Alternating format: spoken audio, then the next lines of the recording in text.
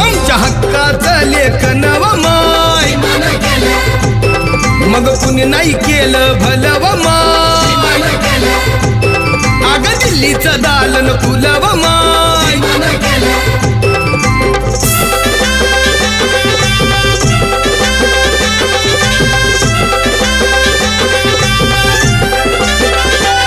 तुमच्या पोरांना शाळेत शिकावं आशाला जारीला मुकावं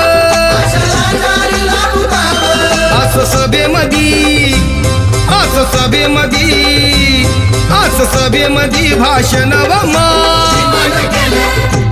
मग कुणी